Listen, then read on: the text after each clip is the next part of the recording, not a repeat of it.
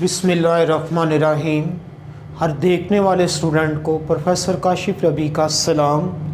आज हम एक्सरसाइज 2.5 का आगाज़ करेंगे।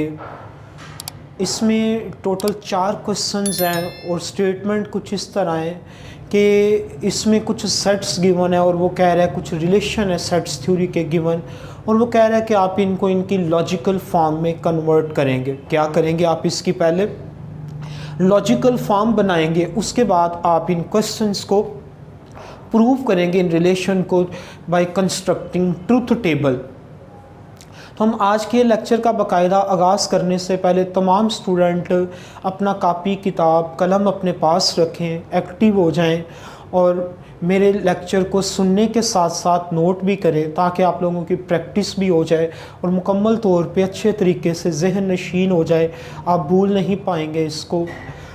और मेरे चैनल को सब्सक्राइब करें, इसको लाइक करें और आगे शेयर करना नहीं भूलिएगा ताकि बाकी लोग भी इससे फ़ायदा उठा सकें। तो आइए हम आज के लेक्चर का बाकायदा आगाज़ करते हैं। ये क्वेश्चन नंबर 1 है। क्वेश्चन नंबर 1 में उसने ये हमें रूल दिया हुआ है। वो कह रहे हैं कि A इंटरसेक्शन B का complement is equal to A complement union B complement. अब आपने इसकी लॉजिकल फॉर्म लिखनी है, तो इसकी लॉजिकल फॉर्म लिखने का तरीकाकार क्या होगा आपके पास कि ये जो आपके पास इसका कॉम्प्लीमेंट है, कॉम्प्लीमेंट की जगह क्या ले लेगा? निगेशन। अब ये जो A है, A की जगह पे आप एक नया वेरिएबल इंट्रोड्यूस करवा देंगे P। ये जो इंटरसेक्शन है इसकी जगह पे आपके पास कंजंक्शन आ जाएगी और B की जगह पे एक नया वेरिएबल आ गया, Q आ गया, equal negation of P। A complement की जगह पे आपने क्या लिख दिया? P की निगेशन। यूनियन है तो यूनियन की जगह पे आप डिसजंक्शन कर देंगे और B कॉम्प्लीमेंट की जगह पे आपने क्या लिख देना है? निगेशन। Q आपने लिख देना है। अब आप इसका ट्रूथ टेबल ड्रा करें। अगला काम क्या करना है? आपने इसका ट्रूथ टेबल ड्रा करना है जी। तो इसका ट्रूथ टेबल P और Q दो वेरिएबल्स हैं आपके पास, तो आपने इसमें क्या करना है? 4 एंट्रीज वाला आ जाएगा। तो P के लिए क्या फिक्स किया हुआ है आपने कि P की जो है पहली 2 जो है वो आपके पास T होती हैं जो, और अगली 2 जो है वो F होती हैं आपके पास। फिर इसके बाद ये Q है तो इसकी क्या है? एक T होती है और एक F होती है, एक T होती है और एक F होती है आपके पास। अब आपने ये देखें इधर, इसके मुताबिक आप इनकी निगेशन करवाएं, निगेशन P। तो निगेशन P में क्या होगा? पहली 2 T हैं तो इधर क्या आ जाएंगी? दोनों F आ जाएंगी आपके पास। ये भी F आ गई, ये T और ये भी T आ गई आपके पास। अब आपने Q की निगेशन करनी है तो इधर क्या आ जाएगा? F। ये क्या आएगा? T, F और T। निगेशन में क्या होता है कि ये इंटरचेंज हो जाते हैं। अब आप ये देखें ज़रा इधर, अब आप इन दोनों कॉलम्स की, ये जो दोनों कॉलम्स हैं इनकी अब आपने क्या करना है? इसके मुताबिक डिसजंक्शन करवा देनी है। और इधर आपने क्या करना है? इन दोनों कॉलम्स की, इसके लिए लेफ़्ट के लिए कंजंक्शन करवा देनी है। तो पहले आप इनकी कंजंक्शन करवाएं, P और Q, पहले दोनों कॉलम्स की आप कंजंक्शन करवा दें। तो कंजंक्शन क्या थी कि अगर दोनों वेरिएबल्स की वैल्यूज़ ट्रू होती हैं तो कंजंक्शन ट्रू होती है, अदरवाइज़ फॉल्स होती है। तो ये पहला केस है जिसमें P और Q दोनों ट्रू हैं तो इनकी कंजंक्शन क्या आ गई? ट्रू आ गई। इसमें दूसरे वाले केस में एक T है, दूसरा F है तो कंजंक्शन क्या आ गई? F आ गई। इसमें देखें अब आप, एक F है और दूसरा क्या है? T है तो कंजंक्शन F हो गई। इसमें दोनों F है तो कंजंक्शन भी आपकी F हो जाएगी। अब आप ये देखें ज़रा इधर, अब आपने क्या करना है? इस वाले कॉलम की अब आपने निगेशन कर देनी है ताकि आपकी जो लेफ़्ट हैंड साइड है वो तो मुकम्मल हो सके। तो जब आपने इसकी निगेशन करनी है, T की जगह पे क्या आएगा? F। और ये जो F लिखा हुआ है इस F की जगह पे क्या आ जाएगा? T आ जाएगा। 3 टाइम्स आपका F रिपीट हो रहा है तो 3 टाइम्स आपके पास T आ जाएगा। अब आप इसकी राइट हैंड साइड पे आ जाए, ये इधर मैं मेंशन कर देता हूँ कि ये तो आपकी लेफ्ट हैंड साइड का कॉलम है। अब आप इसकी राइट हैंड साइड पे आए तो राइट हैंड साइड पे क्या करना है, ये जो आपने P और Q की निगेशन के दो न्यू कॉलम्स क्रिएट किए थे, इन दोनों कॉलम्स की तीसरा कॉलम और चौथा column, column number 3 and column number 4, अब इन दोनों कॉलम्स की आपने डिसजंक्शन करवा देनी है। तो इधर क्या आ जाएगा, negation of P disjunction negation of Q आ जाएगा आपके पास। तो ये क्या आ गया, डिसजंक्शन क्या होती है, जब दोनों फॉल्स होते हैं तो फिर फॉल्स होती है, अदरवाइज ट्रू होती है। अब अदरवाइज से क्या मुराद है डिसजंक्शन वाले केस में, कि अगर एक ट्रू है तो डिसजंक्शन ट्रू है, दोनों ट्रू है तो फिर भी डिसजंक्शन आपकी ट्रू होती है। तो इधर क्या आ जाएगा आपके पास, ये दोनों फॉल्स हैं तो इसकी डिसजंक्शन क्या आ गई, फॉल्स। अब इधर ये देखो आप, एक T है एक F है तो डिसजंक्शन क्या आ गई, T आ गई। इधर भी एक T एक F तो डिसजंक्शन क्या आ गई, T। इधर दोनों T हैं तो डिसजंक्शन क्या आ जाएगी आपके पास, T आ जाएगी। तो ये थी आपकी राइट हैंड साइड। अब आप राइट हैंड साइड की एंट्रीज को मैच करें, इन दोनों एंट्रीज को मैच करें, ये दोनों सेम है, दोनों सेम है तो आप उसे मेंशन करेंगे, since all the elements of last two columns are same, so left hand side is equal to the right hand side.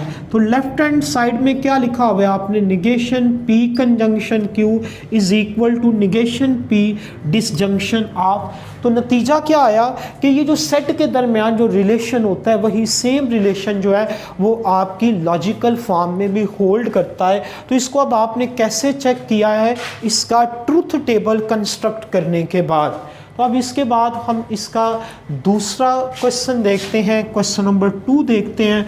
उसमें क्या करना है, अब आपने क्वेश्चन नंबर 2 में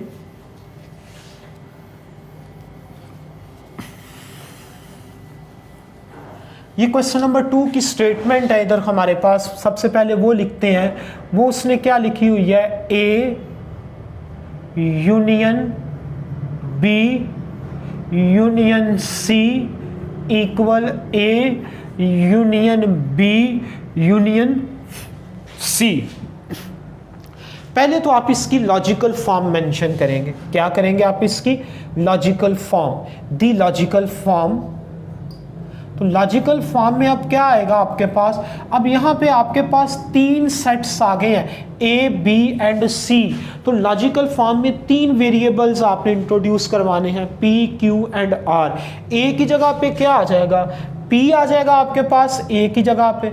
अब यूनियन की जगह पे डिसजंक्शन, फिर ये Q आ गया, disjunction of R is equal to P disjunction of Q disjunction of R। तो इसके जितने वेरिएबल्स होते हैं उतनी वैल्यूज़ को हम अखज़ करते हैं। 2 वेरिएबल्स हैं तो 2 पावर 2 करेंगे, हमें पता लग जाएगा कि 4 एंट्रीज वाले कॉलम बनेंगे।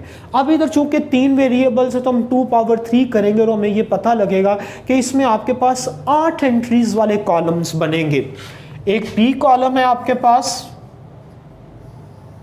जी, तो 8 एंट्रीज वाले P में अब क्या होगा, इसके जो पहले 4 है ना वो T आ जाएंगे। पहले 4 आपके पास इसके T आ जाएंगे, 1 2 3 4 आपके पास इसके T आ गए, और जो अगले 4 हैं वो F आ जाएंगे।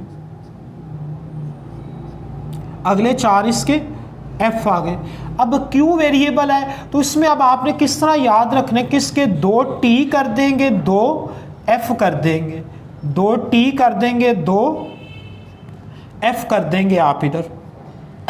और फिर ये जो R वेरिएबल है इसमें किस तरह याद रखना है कि 1 T 1 F, 1 T 1 F, इस तरह अब आपने इसको याद रखना है।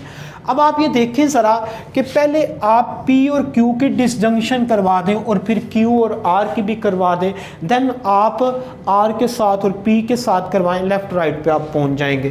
क्वेश्चन को सॉल्व करने का तरीका कार है ना, और वो क्या है कि पहले ये जो ब्रैकेट्स है ना, आप इन ब्रैकेट्स को सॉल्व कर लें। तो वो क्या आ जाएगा आपके पास, P disjunction of Q। P disjunction of Q। तो डिसजंक्शन क्या होती है? जब दोनों ट्रू हैं फिर भी ट्रू है, एक ट्रू है फिर भी ट्रू है। फॉल्स कब है? जब दोनों फॉल्स होते हैं फिर फॉल्स होती है। अब ये देखो, ये दोनों ट्रू हैं तो डिसजंक्शन क्या आ गई? इनकी ट्रू। फिर ये दोनों ट्रू है तो डिसजंक्शन क्या आ गई? ट्रू। एक ट्रू है, डिसजंक्शन ट्रू है। एक ट्रू है, डिसजंक्शन ट्रू है। एक ट्रू है, डिसजंक्शन ट्रू है। इधर भी एक ट्रू है। अब इधर दोनों फॉल्स हैं तो डिसजंक्शन फॉल्स है, इधर भी फॉल्स आ जाएगी। अब आपने क्या करना है कि जो दूसरा और तीसरा कॉलम है, दूसरे और तीसरे कॉलम की आपने इसकी डिसजंक्शन करवा देनी है। तो ये क्या है? दोनों ट्रू हैं तो डिसजंक्शन ट्रू है। एक ट्रू वाले केस में भी ट्रू आती है, फिर ये ट्रू आ गई। अब इधर क्या आ गई? फॉल्स। ये क्या आ गई? ट्रू। ये क्या है? ट्रू। ये क्या है? ट्रू। और ये क्या है? एफ। अब आप ये देखिए जरा इधर, अब आप लेफ्ट हैंड साइड पे आप क्या करेंगे? ये जो कॉलम आपने चौथा कॉलम बनाया है, इस चौथे कॉलम के आपने तीसरे कॉलम के साथ डिसजंक्शन करवा देनी है। P disjunction Q disjunction of R। तो ये दोनों ट्रू है तो इसकी डिसजंक्शन क्या आ गई? ट्रू। एक T आ गया फिर भी T, दोनों T हैं तो डिसजंक्शन T। इधर भी T आ गया, इधर फिर T आ गया। एक T वाले केस में भी T, इधर T। आखिरी केस ऐसा है जिसमें दोनों F हैं तो डिसजंक्शन इसकी F हो जाएगी। अब आपने क्या करना है कि ये जो आपका पहला कॉलम है, पहले कॉलम के आपने इस पांचवें कॉलम के साथ आपने डिसजंक्शन करवा देनी है। तो इधर क्या लिखेंगे आप? ये जहन में रखें कि ये आपकी लेफ्ट हैंड साइड वाला कॉलम है, ये आपकी लेफ्ट हैंड साइड का प्रोसीजर मुकम्मल हो गया। अब आपने राइट हैंड साइड पे करना है। P disjunction of Q disjunction R। ये वाले दोनों कॉलम्स फर्स्ट एंड फिफ्थ, तो दोनों T हैं तो डिसजंक्शन क्या आ गई? T।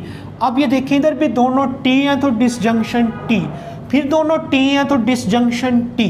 अब ये देखिए इधर एक T है, डिसजंक्शन T है। अब इधर भी देखिए आप, दोनों T हैं तो डिसजंक्शन आपकी T है। इधर ये क्या है? एक T है, डिसजंक्शन T है। एक T फिर डिसजंक्शन। और इधर देखें आप, इधर दोनों F हैं तो डिसजंक्शन क्या आ गई? F आ गई आपके पास। और ये क्या थी? आपकी राइट हैंड साइड। ये क्या है? आपकी left hand side.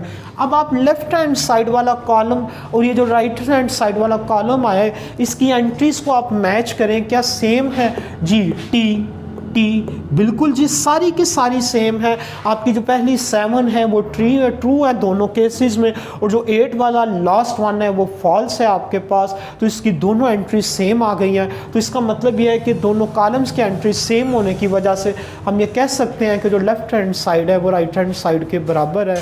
Thank you very much.